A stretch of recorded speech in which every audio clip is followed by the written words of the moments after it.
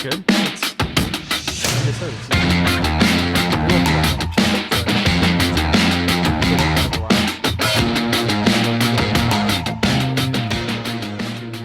all right, welcome back, everyone. This is a special segment where we have head coach Todd Renae of the Iron County Yeti. As you can also see, cruising around through the camera, we have mascot Chubbs. So he's always around the rink. So if you guys are here at the Iron County Yeti games, or if you're going to be coming to KJ's Ice Barn, you're going to see Chubbs here. And Todd, what kind of dog is Chubbs? So he's a wire-haired Griffin mixed with an Australian Shepherd. Awesome. I have a Brussels Griffin. So really? A little 13-pound doggy. What's your dog's name again? Sprout. Yeah, right, she's Brussels Sprout. So, but anyway, as I mentioned, I have head coach Todd Renae of the Iron County Yeti. Todd, thank you for joining us here today. It's always fun to be with you and see that smile. But you're kind of coming off a cold right now, right? You're a little under the weather. Yeah. Dealing. Guess it's going around. Got like the nasally stuff. Yeah, the nasally stuff and the cough and all that stuff. Yeah. Kind of getting over it. So I've been drinking a lot of emergency. Good. A lot of Theraflu every day. So awesome. There's a plug right there for emergency and Theraflu. But I'm excited. I'm excited because the season is off to a great start.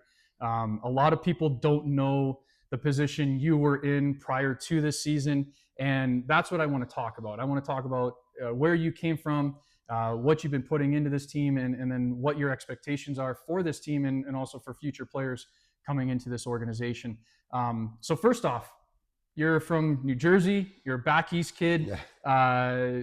Tell me a little bit about how'd you get started playing hockey, and then just kind of go through a timeline of how you played your career out. Yeah, so I'm the youngest of three. So both my older brothers, they were playing, so I pretty much was at the rink anyway. And instead of my mom chasing me around the rink, she just put me on the ice. So she just put me on the ice. That's how I started skating when I was 4 years old in Toms River, New Jersey. It was a cool, like half indoor, half outdoor rink. Yeah. And it was really fun playing there. I still remember like the smells of showing up to the rink at like 5 a.m. with my dad, the wet leaves and the Zam, like just being in that like half outdoor rink was pretty fun. So I started playing back east New Jersey and stayed there pretty much up until I left for junior college when I went to North Dakota. So I played my junior hockey in Philadelphia and New Jersey. Who'd you play junior for? So the Revolution was the first team I played for, Philadelphia Revolution. I played with Chris Canale. Nice. And then I went to the Jersey Wildcats. I think it was the Empire Junior Hockey League. Mm-hmm. And then finished with the Trenton Habs, and that was like a Northern States Hockey League. Okay. So it was like right before like the USP actually like came into an existence. There was the WSHL, which you coached in. Correct. And then there was the NSHL, which I played in. Okay. So, and then I went to Dakota College at Bottineau. Bottineau, yeah. Played 2 years there. And then after that, a couple of my buddies from Bottineau wanted to go out to Utah State, and they had some friends at Utah State. So we wound up going to Utah State, and I've just been in Utah ever since. That's awesome. And you said you're youngest of three brothers, or three boys. You're the youngest. You have two older brothers. Did they also play? Like, were they an inspiration for you, or like how do you look up to your brothers, or were they involved in hockey as well? Yeah. So my oldest brother, I guess, is like maybe like my biggest inspiration, right? Yeah. I always looked up to him. Looked up to both of them like a lot, but my oldest brother played junior. He played for like the Metro Moose and teams like that, upstate New York. He played in Buffalo, and that was like my first like experience with junior hockey, was watching him play. My middle brother didn't play junior. He went right from high school to college. He played at Montclair State. So then I had that also, you know, getting a taste of like college hockey. Like his games were pretty crazy. They were pretty late. Yeah. But everyone's showing up like halfway through the game, just loaded up and like, you know. College students. Yeah, super rowdy, ton of fun. And I kind of got like a taste of like both. And I decided that I wanted to play junior. I wanted to stay, you know, close to home, keep playing close to home and see what happened. And that's, oh wow, that's awesome. Yeah. And then after you moved out here to Utah and got into coaching as well too, right? You coached at the same university? Yeah, I coached at Utah State for a couple of years. After I graduated, I took a year off of hockey. It was like, because I've played, since I was 4. Yeah. And it was nice to kind of have a year just to like focus on like my job. And I was actually working at Harley Davidson at the time, working on motorcycles, which was, were you a mechanic or? yeah, Nice. which was a ton of fun. And excuse me, after that year, the college approached me about coming out and being a head coach. So I missed hockey so much. Like that one year, like really like made me realize like how big hockey is a part of my life. Yeah. And how much I really missed it. And it was just nice to kind of get back into like that competitive like area, competitive zone, that competitive mindset. And yeah, it was really good. That's awesome. That's awesome. And so after Utah State, you moved down here to Cedar City, you and your wife. And then all of a sudden, the rink gets put up, a junior team is announced, and then you find yourself as the head coach. Yeah. So a lot of the fans don't know the whirlwind that went into that. So without getting too deep into it, just give our listeners an idea of how you came about to be the coach and what transpired in the last 4 months here. Yeah, it's been pretty crazy.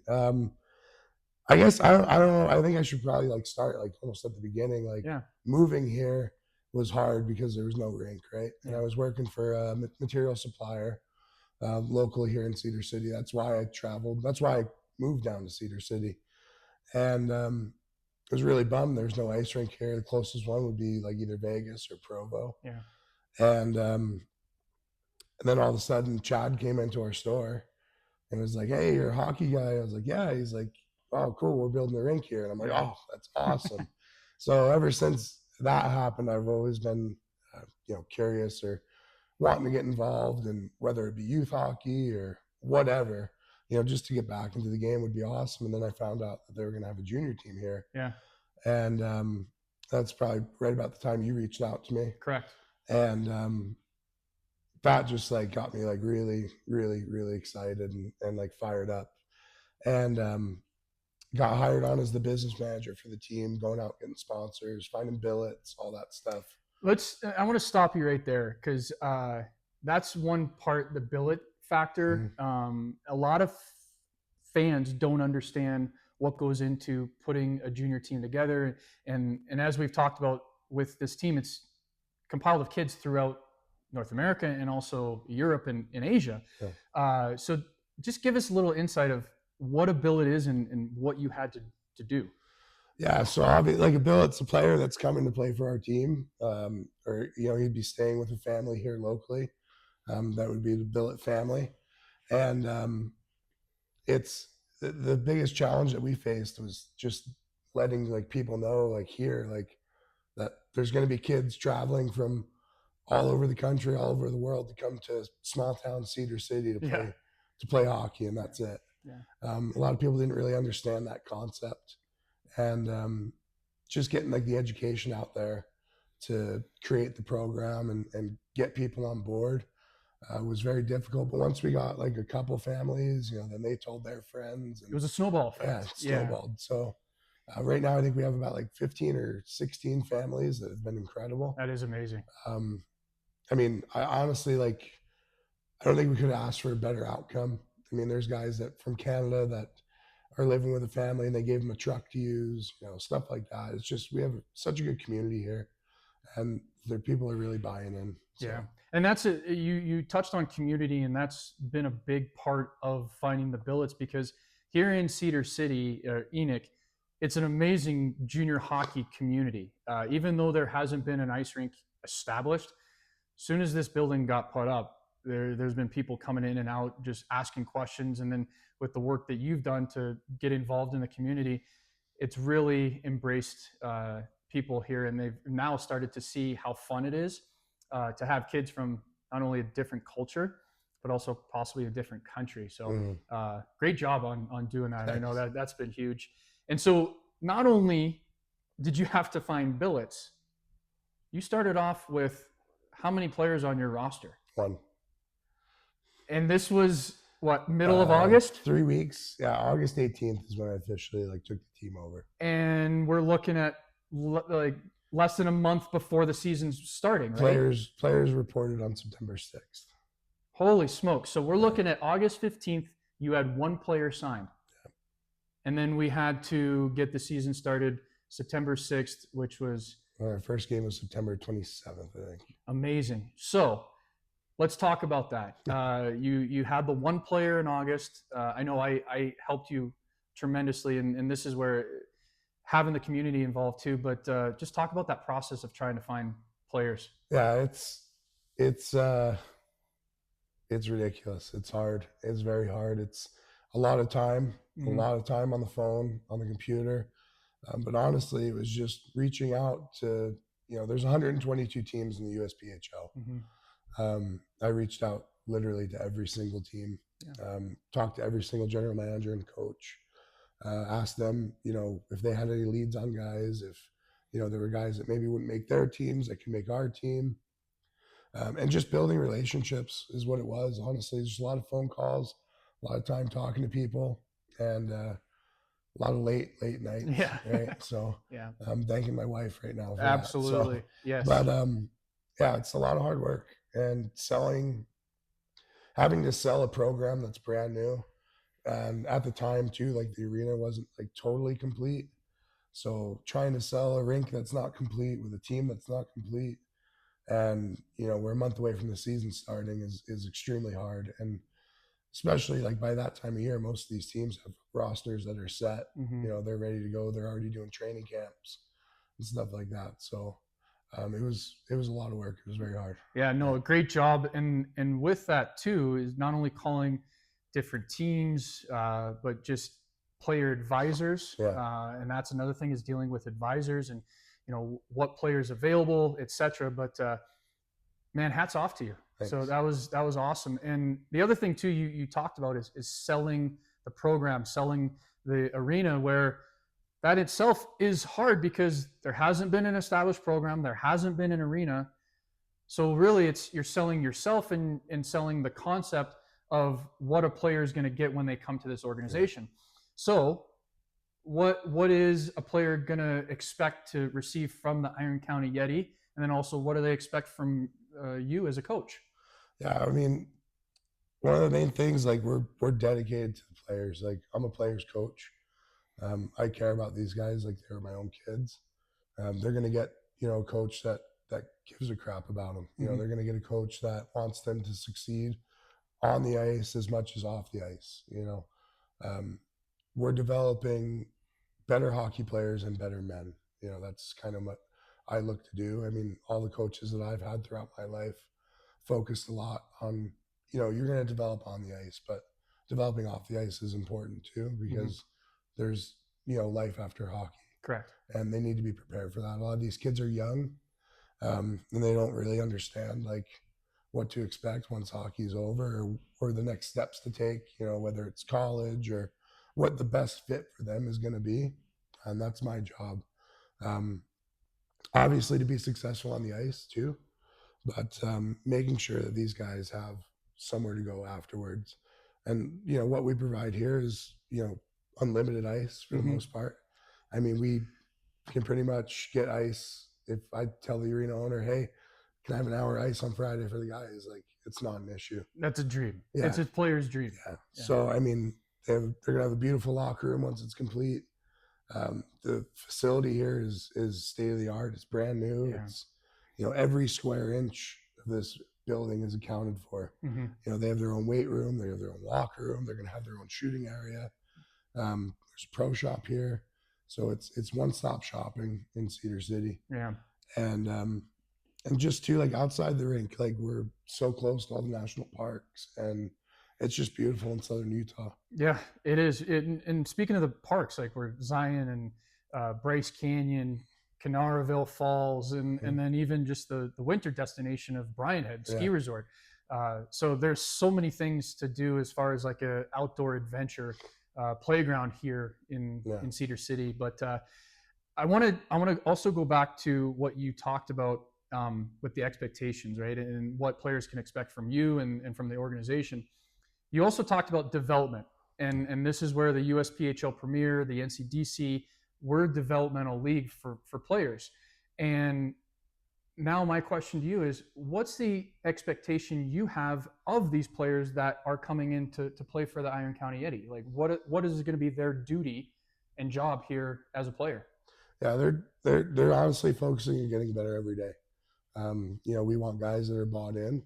We want guys that are going to pretty much live here at the rink, 24/7. I mean, like I said, we have the facilities, we have the weight room, we have, all the ice that they want. I mean, I think guys are still on the ice now, and we got off the ice an hour ago for practice. Yeah. So just guys that are focused, like really focused on them, like getting better, like developing, like focusing on the little things. I mean, we work with you on the ice, which is incredible, so they have that opportunity to work. Yeah. Power skating, we have, Aaron, who's unbelievable goalie coach. Yeah.